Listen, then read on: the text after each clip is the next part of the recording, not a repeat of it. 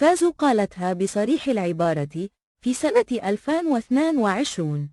ليف سامية الشاوية كان هو المخير. ما كانش لايق وصل للمشاهدات اللي دارها الفيسبوك كامل تغبل. الناس كانت تستنى وقت اللايف تحط منبه وتدخل تفرج من الدقيقة الأولى. سامية عرفت كيفاش تكسب قلوب الناس بصراحتها، بعفويتها، وبطريقتها الشاوية اللي قريبة للقلوب. الضحك، الصراحة، المواضيع اللي تهم الناس. كامل كانوا موجودين. ليفها ما كانش عادي، كان حدث على الفيسبوك. وحتى اليوم الناس ما زالت تذكره وتقول ذاك هو اللايف اللي ما يتعاودش. سامية الشاوية تركت بصمة وما زالت.